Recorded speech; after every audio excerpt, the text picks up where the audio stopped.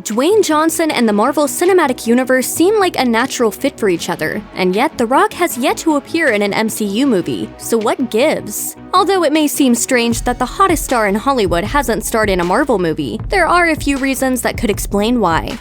In 2014, it was announced that Dwayne Johnson would be joining the DCEU, portraying the villainous Black Adam in a Shazam movie. Many were surprised that The Rock was playing a bad guy rather than a superhero, with the assumption being that the larger-than-life actor would prefer to be the star of his own DCEU film. Those predictions ultimately proved correct. If you've seen Shazam, which was released in April 2019, then you know Johnson isn't in it. That's because, after meeting with DC brass in 2017 to discuss his role, it was announced that Black Adam was getting his own solo movie. The film has no release date yet, but it's still very much in the works, and it's expected to start filming in 2020. The fact that Johnson will be headlining a DCEU movie greatly reduces his chances of doing the same for Marvel because, well, it's pretty rare for actors to star in films for both franchises. And when they do, it's generally as side characters, moving from one franchise to another in a bigger role. Remember when Shazam Zachary Levi played Fandral in 2 out of 3 Thor films? We've yet to see a lead actor switch teams, but here's hoping Johnson might be the first.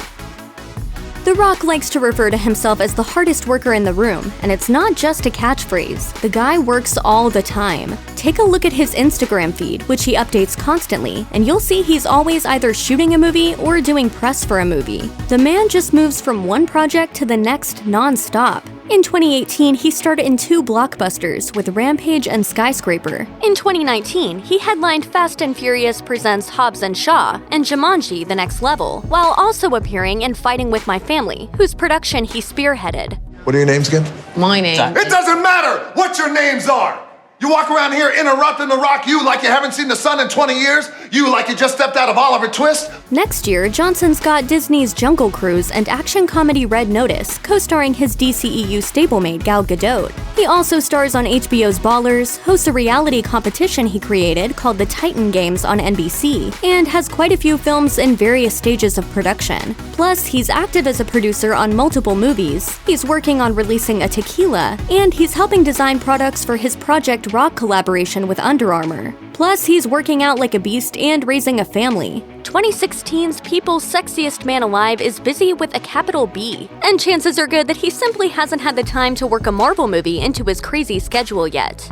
Some actors just look tailor-made for their roles. Has there ever been a more James Bond-looking James Bond than Pierce Brosnan? Can you think of a more appropriate man to play the Mountain on Game of Thrones than actual world's strongest man, Thor Bjornsson? And when it comes to superheroes, who's more qualified to play one than real-life superhuman Dwayne "The Rock" Johnson? The Rock has a physique that looks like it was drawn by Rob Liefeld, so it seems like a no-brainer that he should find himself a spot in the MCU. The only problem is, Marvel prefers to go with the unexpected when it comes to their superhero casting. When the studio needed to cast Star-Lord, the suave leader of the Guardians of the Galaxy, they didn't go out and get Chris Pine or James Marsden. They went with Chris Pratt, who at the time was best known as a somewhat schlubby sitcom actor. They also went with funny man Paul Rudd for Ant-Man, relative unknowns Chris Hemsworth and Tom Hiddleston for Thor and Loki respectively, and they cast the supposedly washed-up, over-the-hill, and problematic Robert Downey Jr. as Iron Man, the guy who ended up leading the entire franchise. And although Marvel sometimes does what's expected, the studio may think that casting The Rock as a superhero is a little too on the nose for their brand.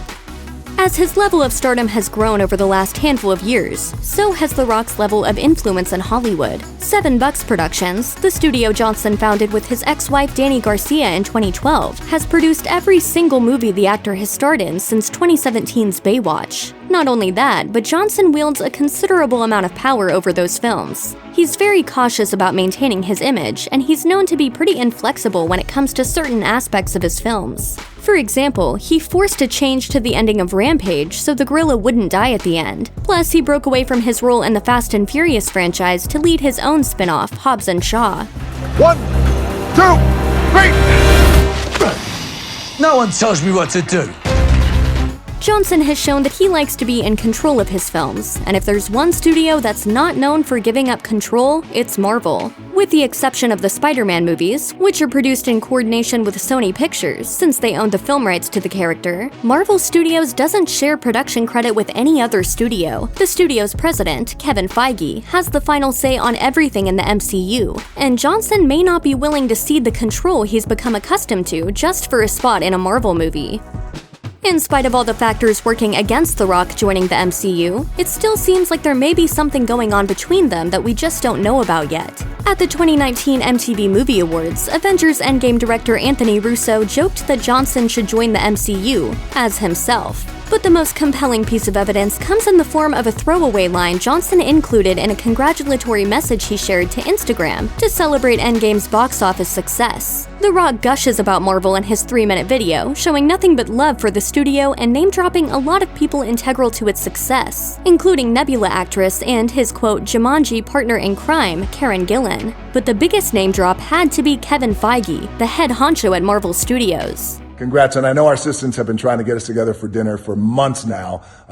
We're both super busy boys, and I look forward to our schedule linking up. Can you smell what The Rock is cooking there? If we had to guess what these two busy boys would talk about over dinner, first on the agenda would have to be the prospect of Johnson joining Team Marvel. Just because The Rock hasn't appeared in the MCU yet doesn't mean he's not going to eventually. After all, someone's going to have to play the thing when Fantastic Four inevitably gets rebooted. Check out one of our newest videos right here. Plus, even more Looper videos about your favorite stuff are coming soon. Subscribe to our YouTube channel and hit the bell so you don't miss a single one.